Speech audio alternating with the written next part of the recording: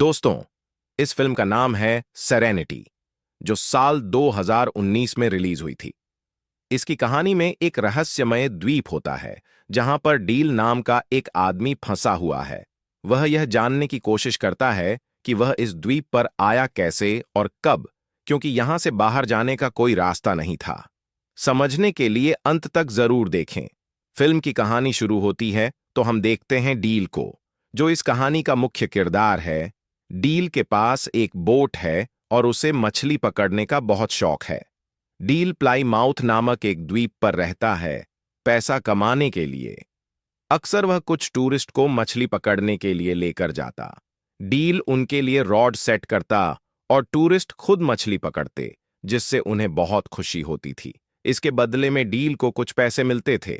आज भी डील और उसका साथी दो टूरिस्ट के साथ है जिन्होंने मछली पकड़ने के लिए पैसे दिए थे। लेकिन आज कुछ अलग होता है। जब मछली पास आई तो डील अपने क्लाइंट को रोड देने से इनकार कर देता है। असल में डील काफी समय से एक खास मछली को पकड़ने में लगा था और आज शायद वह मछली उसके हाथ आ जाती। रॉड न देने पर वह टूरिस्ट गुस्सा हो जाते हैं, मगर डील उन्हें चाकू दिखाकर चुप कर देता है। बदकिस्मती से इतनी कोशिशों के बावजूद वह टूना मछली उसके हाथ नहीं आती। अब उन्हें इन टूरिस्ट को पैसे भी वापस देने थे। हालांकि डील के लिए यह कोई बड़ी बात नहीं थी, लेकिन ड्यूक बहुत निराश था क्योंकि उसे अपनी पोती की यूनिवर्सिटी की फीस भरनी थी। डील उससे वादा करता है कि वह उसे पैसे दे देगा। इसके बाद वह अपनी दोस्त डायना से मिलने गया। डायना उसे कुछ पैसे देती है जब वह उसके साथ समय बिताता है। डील उससे उसके बेटे के बारे में पूछता है। उसे भी बोट्स और फिशिंग का बहुत शौक था। दरअसल डील चाहता था कि वह ड्यूक को जाने दे ताकि वह किसी ऐसी जगह काम कर सके जहां उसे अच्छे पैसे मिले। इसके बाद वह एक बार में जा है। बारटेंडर से बातचीत के दौरान हमें पता चलता है कि यहाँ के लोगों को एक दूसरे के बारे में छोटी से छोटी बात भी पता होती है। अब ऐसा क्यों है, ये हम आगे जानेंगे। बारटेंडर कहता है कि तुमने 4 बार उस मछली को पकड़ने की कोशिश की है, तुम्हें उसे कोई नाम देना चाहिए। तो डील कहता है कि उसका नाम जस्टिस है। रात में वह ड्यूक को पैसे देने गया और बताता है कि कल हम दोबारा समुद्र में जाएंगे। ड्यूक पूछता है कि हमारे साथ कितने क्लाइंट्स जा रहे हैं, तो डील बताता कि हम अकेले जाएंगे, क्योंकि वह किसी भी हालत में उस मछली को पकड़ना चाहता था। ड्यूक को उसका फैसला सही नहीं लगता, क्योंकि इसमें उनके पैसे लग रहे थे। रात को डील जब अपने घर में था तो उसे अपने बेटे की याद आती है, जो तलाक के बाद अब उसकी पत्नी के पास है। उसे भी अपने पिता की तरह फिशिंग का बहुत शौक था। अगले दिन वह ड्यूक के साथ बोट लेकर समुद्र में गया। पूरा दिन इंतजार करने के बावजूद भी उन्हें वह मछली नहीं मिल सकी, जिससे डील बहुत निराश था। वापस आने पर वह ड्यूक से कहता है कि तुम मेरे लिए बैड लक हो। जब से तुम्हारी पत्नी मरी है तब से तुम्हारी किस्मत ही खराब है। यह सुनकर ड्यूक को बहुत बुरा लगता है और वह गुस्से में अपना सामान लेकर वहां से चला जाता। लेकिन दरअसल डील ने यह जानबूझकर किया था ताकि ड्यूक कहीं और काम ढूंढ ले। रात में बार आने पर बारटेंडर उसे समझाता है कि वह उस मछली को पकड़ने की जिद छोड़ दे, लेकिन एल उसकी बात नहीं सुनता। तभी उससे मिलने वहां कैरिन आती है, जो दल डील की एक्स वाइफ है। डील जानता था कि वह यहां किसी मकसद से आई है। अपनी बोट पर ले जाने के बाद वह उससे पूछता है, तुम्हें मुझसे क्या चाहिए? उनकी बातों से हमें पता चलता है कि डील पहले आर्मी में था। किसी कारण उसने वह नौकरी छोड़ दी। कैरिन कहती है कि तुम ठीक थे और मैं गलत। दरअसल डील से तलाक लेने के बाद कैरन ने फ्रैंक से शादी कर ली थी। फ्रैंक एक अमीर इंसान था, मगर अच्छा इंसान नहीं था। वह कैरन को मारता और हमेशा उस पर नजर रखता। उसका पागलपन और भी बढ़ गया है। डील उससे अपने बेटे पैट्रिक के बारे में पूछता है तो कैरन रोने लगती है। वह कहती है कि पैट्रिक हमेशा सहमा हुआ अपने कमरे में रहता है, उसे यह सब सुनना न पड़े, इसलिए वह पूरा दिन कंप्यूटर पर गेम्स खेलता है। उसके टीचर्स का कहना है कि वह बहुत होशियार है, लेकिन अब वह बहुत चुप चुप रहता है। डील कहता है कि तुम उससे तलाक ले लो, तो कैरिन कहती है, मैं ऐसा नहीं कर सकती, वह मुझे मार देगा, और इसीलिए वह यहां आई थी। दरअसल वह चाहती थी कि वह और डील मिलकर फ्रैंक को मार दे। वह उसे मछली पकड़ने के बहाने बोट पर लाएगी और इस काम के लिए वह उसे $10 मिलियन देने के लिए भी तैयार थी। लेकिन डील इस पर मना कर देता है क्योंकि वह किसी को मारना नहीं चाहता था। कैरन के जाने के बाद एक सूट पहने आदमी डील को ढूंढते हुए आता है। दरअसल वह कई दिनों से डील पर नजर रख रहा था, मगर वह डील से मिल नहीं पाता। अगली सुबह जब डील समुद्र में नहाने गया तो उसे अपने बेटे की आवाज सुनाई दी और एक पल के लिए उसे उसका चेहरा भी दिखाई दिया। इस बीच हमें फ्रैंक और कैरन के चिल्लाने की आवाजें सुनाई देती हैं। हम पैट्रिक को देखते हैं जो अपने कमरे में था, यानी इन बाप बेटे के बीच कुछ तो कनेक्शन है।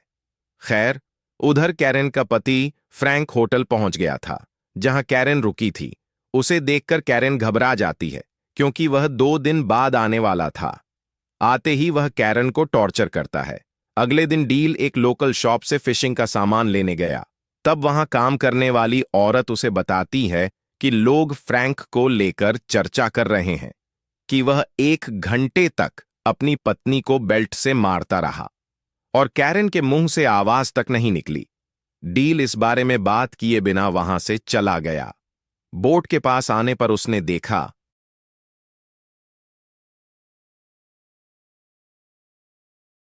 कि फ्रैंक कैरन के साथ उसका इंतजार कर रहा था। फ्रैंक कहता है, मेरी पत्नी ने बताया कि तुम हमें फिशिंग पर नहीं ले जाओगे। डील कहता है, मैंने कुछ नियमों का उल्लंघन किया है, इसलिए मैं किसी को अकेले बोट पर नहीं ले जा सकता। फ्रैंक कहता है, इस छोटे से आइलैंड पर कानून पैसों के आगे हार जाता है, तो तुम इस बात की फिक्र मत करो। लेकिन डील फिर भी इसके लिए नहीं मानता। तब फ्रैंक कहता है, हर आदमी की कोई कीमत होती है। मैं कल यहां आऊंगा और तुम मुझे फिशिंग पर ले जाओगे। इसके बाद वह वहां से जाने लगता है। इस बीच वही अनजान आदमी डील को ढूंढते हुए उसके पास आता है, लेकिन इस बार भी डील उसकी बात सुने बिना वहां से निकल जाता है। वह आदमी अपनी घड़ी देखकर कहता है, मैं 20 सेकंड लेट हो गया, कुछ तो गड़बड़ है। बाद में डील एक मछली बेचने जाता है जहां कार्लोस उसे बताता है कि तुम्हें कोई ढूंढ रहा था, लेकिन डील को इसमें कोई दिलचस्पी नहीं होती। फिर वह डायना के बिल्ली को देने जाता है जो गुम हो गई थी। डायना कहती है, मैंने सुना कि कैरन ने तुमसे मदद मांगी थी। तुम एक अच्छे इंसान हो, मुझे लगता है कि तुम्हें उसकी मदद करनी चाहिए। वहां से निकलने के बाद ड्यूक उससे मिलने आया। वह कहता है, फ्रैंक, तुम्हें सिर्फ एक टूर के लिए $0 देने वाला है। मुझे अपनी पोती की फीस देनी है। तुम्हें उसकी ऑफर मान लेनी चाहिए। डील कहता है, मैं तुम्हारी बात क्यों मानूं? तो ड्यूक कहता है, मैं जानता हूं तुम यह सब क्यों कर रहे थे, लेकिन मुझे तुम्हारी रहम की जरूरत नहीं, मुझे तुम्हारी मदद चाहिए। अब ड्यूक की मदद करने के लिए डील मान जाता है। बाद में कैरन फिर से डील से मिलने आती है। डील कहता है, मैं उसे सिर्फ फिशिंग पर ले जाऊंगा, मैं उसे मारने वाला नहीं हूं। तो कैरन कहती हैं, वह मुझे और पैट्रिक को मार देगा। मैं जानती हूं कि तुम उससे बात करते हो, वह अपने कंप्यूटर से तुम्हें सुन सकता है। तुम दोनों एक दूसरे से जुड़े हुए हो। डील उसकी बात का कोई जवाब नहीं देता।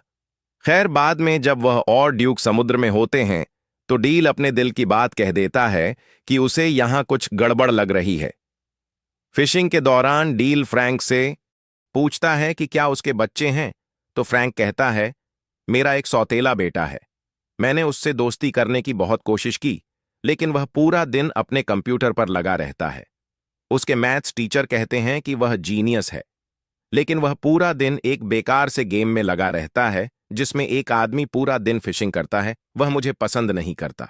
डील पूछता है, वह तुमसे इतनी नफरत क्यों करता है? तो फ्रैंक कहता है, मैं नहीं जानता, लेकिन एक दिन मैं उसे ही मार दूंगा। यह सुनकर डील को गुस्सा आ जाता है, लेकिन इससे पहले कि वह कुछ करता, उनके हुक में एक बहुत बड़ी शार्क फंस जाती है और वह लोग उसे पकड़ने में लग गए। खैर, वापस आने के बाद डील कहता है कि कल हम दोबारा से जाएंगे। कैरन को मौका मिल जाता है बात करने का, इसलिए वह डील को फिर से ऑफर करती है कि वह फ्रैंक को मार दे। कैरन कहती है कि पैट्रिक भी यही चाहता है। यह सुनकर डील सोच में पड़ जाता है। यही चाहता है। यह सुनकर डील सोच में पड़ जाता है। ड्यूक ने भी उनकी बातें सुन ली थीं। वह डील से पूछता है, क्या तुम उन लोगों को जानते हो? तो डील कहता है, वह मेरी एक्स वाइफ है। आर्मी में नौकरी के दौरान मैं एक जंग पर गया था। वहां से लौटने के बाद मुझे पता चला कि वह फ्रैंक के पास जा चुकी है। ड्यूक उसे सलाह देता है कि हालात चाहे जैसे भी हों, उसे किसी को मारना नहीं चाहिए। रात को डील कैरन से मिला और अब वह इस बात के लिए राजी हुआ कि वह फ्रैंक को मारेगा। उसे बस पैसे चाहिए। वह यह सब प्यार व्यार के लिए नहीं कर रहा। जब डील घर आया तो वही अनजान आदमी उससे मिलने आया था जिसे हमने फिल्म में कई बार देखा। खैर वही डिवाइस लेकर आया था जिससे डील उस टूना मछली को पकड़ सकता है जिसे पकड़ने का सपना डील बहुत समय से देख रहा है। और यह डिवाइस वह आदमी डील को मुफ्त में देने वाला था। उस आदमी के मुंह से निकल जाता है कि यही खेल का नियम है और मैं ही नियम हूं। यह सुनकर डील को अजीब लगता है और उस आदमी पर शक भी होता है। इसलिए वह उसे धमका है और पूछता है कि बता तुम कौन हो। तब वह आदमी जिसका नाम रीड है बताता है कि असल में यह सब असली नहीं है, यह बस एक खेल है और खेल का नियम है कि यहां कोई मरेगा नहीं। तुम एक कैरेक्टर हो और तुम्हें उस टूना मछली को पकड़ना है। डील को उसकी बातों पर विश्वास तो नहीं होता, मगर इस जगह को लेकर उसे हमेशा शक रहता था। उसे याद ही नहीं था कि वह कब यहां आया और कितने समय से यहां है। वैसे यहां दर्शक ये जान जाते हैं कि यह खेल शायद उसके बेटे ने ही डिजाइन किया है, मगर क्यों और किस लिए? रीड का कहना था कि पिछले कुछ दिनों से गेम में गड़बड़ है, यानी जिसने यह गेम बनाया है शायद वह चाहता है कि अब तुम उस आदमी फ्रैंक को मारो, मगर मेरे नियमों के मुताबिक इस द्वीप पर किसी को भी मारना मना है। इसलिए मैं तुम्हें नियम बताने आया हूं और मुझे खुद भी नहीं पता कि जिसने यह गेम बनाया है वह नियम क्यों बदल रहा है। डील को उसकी बात बकवास लगती है। अगली सुबह डील ने महसूस किया कि वह अलार्म से पहले उठ नहीं पाता, जो इस बात की ओर इशारा करता है कि शायद सच में वह किसी गेम में है। हर जगह उसे बस एक ही बात सुनने को मिल रही थी, जाओ और उस मछली को पकड़ो। याद करने की कोशिश करता है कि आखिर वह इस द्वीप पर आया क्यों और कब, मगर उसे अपने दिमाग में ऐसी कोई भी याद नहीं मिलती। वह अपनी गाड़ी में बैठकर काफी आगे निकल जाता है और अब उसे महसूस होने लगता है कि यह सब सच नहीं है। वह खुद से बातें कर रहा था, तभी उससे मिलने डायना का बेटा सैमसन आता है। वह कहता है, आपको किसी की जरूरत थी, क्या मैं आपके साथ काम कर सकता हूं? इस पर डील हंसने लगता है और कहता है, जब मैंने तुम्हें इस गेम से मांगा था तब तुम मुझे नहीं मिले और अब यह गेम मुझे सब कुछ दे रहा है। डील वहां से चला गया। अपना शक दूर करने के लिए वह स्टोर के मालिक से कुछ सवाल पूछने लगा, मगर वह हमेशा बात को बदल देता है। फिर डील फोन करके यह पता करने की कोशिश करता है कि रीड असली है या नहीं। उसे जवाब मिला कि रीड असली है। सबसे तंग आकर डील बार में गया ताकि वह ड्रिंक कर सके, लेकिन बार टेंडर भी उसे वही बात कहता है। वह कहता है, क्या आज तुम फिशिंग करने नहीं जा रहे? तुम्हें काम पर जाना चाहिए, टूरिस्टस को मत लेकर जाना, वे हमेशा तंग करते हैं। यानी गेम के नियम उसे फ्रैंक को न मारने के लिए कह रहे थे, लेकिन पैट्रिक के दिमाग में कुछ और ही चल रहा था। दूसरी तरफ दिखाया जाता है कि जब कैरिन की आंख खुली तो उसने फ्रैंक को बाथरूम में घायल पाया। पिछले रात 6 लोगों ने उसे मारा था। दरअसल यह काम ड्यूक का था। उसने ही फ्रैंक को मारने के लिए कुछ लोगों को पैसे दिए थे ताकि वह आज बोट पर ना आ सके। ड्यूक डील से कहता है, मैंने तुम्हारे लिए जो सही लगा मैंने वही किया। इस बात से डील को बहुत गुस्सा आता है।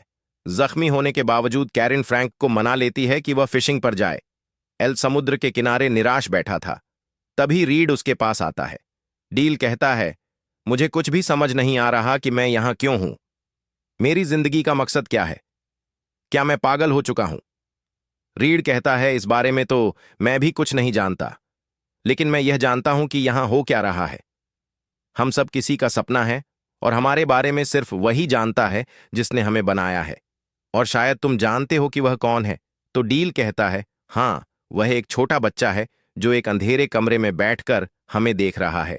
उसका सौतेला बाप उसकी मां को मारता रहता है। शायद इसी वजह से उसने यह गेम बनाया है, इस उम्मीद में कि शायद एक दिन वह अपने असली पिता को वापस ला सके और अपने सौतेले बाप को सबक सिखा सके। वह चाहता है कि मैं उसे इंसाफ दिलाऊंगा, चाहे कुछ भी हो जाए। इस पर रीड कहता है, अगर तुम यही चाहते हो तो मैं गेम के नियम तोड़ दूंगा। अगर हमारा निर्माता यही चाहता है तो तुम्हें ऐसा ही करना चाहिए। कैरन फ्रैंक को बोट पर ले आती है। इस पर डील भागकर अपनी बोट की तरफ जाता है। दरअसल पैट्रिक ने एक ऐसा गेम बनाया था जिसमें वह अपने पिता के साथ समय बिता सके, लेकिन जैसे जैसे उसके सौतेले बाप का टॉर्चर बढ़ता गया, पैट्रिक के दिल में उसे मारने की आग भी बढ़ती गई। पैट्रिक बस यही चाहता था कि उसे कोई संकेत मिले कि फ्रैंक को मारना गलत नहीं है, इसलिए उसने गेम में डील को सोचने की इजाजत दी ताकि डील अपने दिल की सुने और जो भी उसका फैसला हो, पैट्रिक भी वही करेगा। यही वजह थी कि गेम उसे बार बार याद दिला रहा था कि उसे बस मछली को पकड़ना है, लेकिन डील की सोच बदलने लगी थी। खैर, डील बोट के पास पहुंचता है, जहां फ्रैंक और कैरन पहले से ही मौजूद थे। डील फ्रैंक को समुद्र में ले जाता है। फ्रैंक की हालत पहले से ही बहुत खराब थी और कैरन ने उसे नशे में भी रखा था। तभी उन्हें पता चलता है कि बोट पर सैमसन भी है, जो उनके प्लान को बिगाड़ सकता था। लेकिन अंत में जब डील ने रॉड फ्रैंक के हाथ में थमा दी, तो शार्क उसे समुद्र में खींच लेती है और उसका अंत हो जाता है। असल दुनिया में पैट्रिक यानी डील का बेटा अपने सौतेले पिता फ्रैंक को सच में मार देता है और हम समझ पाते हैं कि डील की असली लड़ाई तो मौत के साथ ही खत्म हो चुकी थी।